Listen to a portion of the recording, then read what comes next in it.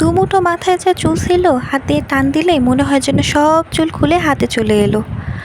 তেল শ্যাম্পু তো ছাড়ো, ইদানিং যে সময় মতো চুল আঁচড়াবো সেই সময়টাও যেন আমার নেই।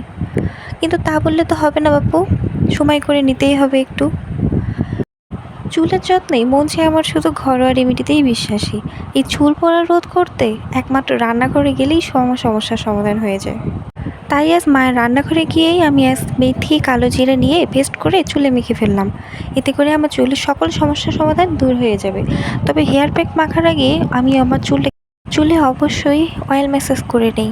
এতে স্ক্যাল্পের রক্ত চলাচল সঞ্চালন বৃদ্ধি পায় এবং চুলের গ্রোথ বৃদ্ধিতে সহায়তা করে থাকে।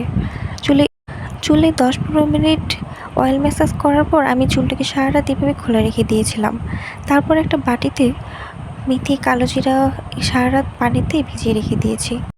একটা বাটিতে নিয়ে সারা রাত পানিতে ভিজিয়ে রেখে দেবো। এতে মেথি আর কালো জিরাটা একটু ফুলে ওঠে। এরপর বাটার পর সুন্দর একটা থমথমে পেস্ট তৈরি হয়। এই তো আমাদের মেথি মহড়া সারা রাত পানিতে ভিজে একদম টুকটুকো হয়ে গেছে। এখন এটা শিলপাটায় পিষার জন্য একদম প্রস্তুত। এগুলো ব্লেন্ডারও পিষা যায়। ব্লেন্ডারে পিষলে বেশ সুন্দর মিহি হয়, কিন্তু আজকে বাসায় কারেন্ট না থাকার কারণে আমি আজকে শিলপাটায় পিষে নেব।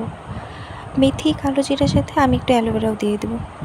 অ্যালোভেরার গুণের কথা তো বলে শেষ করা যায় না, এটা তো এক একজন গুণবতী। অ্যালোভেরা জেল সরাসরি চুলে ব্যবহার করা যায়, এতে কোনো সাইড এফেক্ট নাই। অ্যালোভেরা জেল চুলে নিয়মিত ব্যবহার করলে চুল নরম, সিল্কি, শাইনি এবং চুলে আঁকাফাটা রোধ করতে সহায়তা করে থাকে। এটা খুবই উপকারী একটা পাতা। তবে গাছের পাতার জেল ব্যবহার করতে চাইলে একটু সাবধানতা কিন্তু অবলম্বন করতে হবে। যেমন ধরুন, গাছের পাতাটা যখন কাটবেন তখন তার যে অংশটাতে কাটবেন একটু খেয়াল করে দেখতে পারবেন যে একটি হলুদ কষ বের হচ্ছে। এটা কিন্তু চুল বা স্কিনের জন্য খুবই ক্ষতিকর। এই পাতাটা কাটার পর একটু কিছুক্ষণ ধরে রাখলে ওই হলুদ কষটা বের হয়ে যায়। ওই কষটা বের হয়ে যাওয়ার পর পানি দিয়ে সুন্দর করে ধুয়ে তারপর হলুদ কষের অংশটা কেটে ফেলে তারপর বাকি জেলটা আমরা ব্যবহার করতে পারি। এই জেলটা আবার অনেক উপকারী। এই তো এই সমস্ত উপাদানগুলো আমি একসঙ্গে বেটে নিয়েছি। তারপর বেশ সুন্দর একটা থমথমে পেস্ট তৈরি হয়ে গেছে, আপনারা দেখতে পাচ্ছেন। এরকম একটা থমথমে পেস্ট তৈরি হয়েছে। এরপর আমি এইগুলোকে একটু একটু করে চুলে বিলি কেটে পুরো চুলই আমি মেখে নিয়েছি।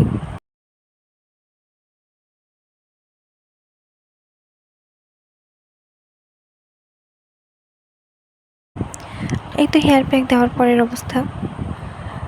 এটাকে আমি প্রায় 30 মিনিটের মতো চুলে রেখে দিয়েছি। তারপর শ্যাম্পু দিয়ে ধুয়ে ফেলেছি। তারপর এই তো ধোয়ার পরের চুল একদম সিল্কি শাইনি, একদম ঝকঝকে তকতকে অবস্থা।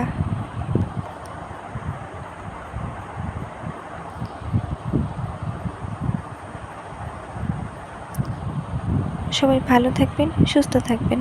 আসসালামু আলাইকুম।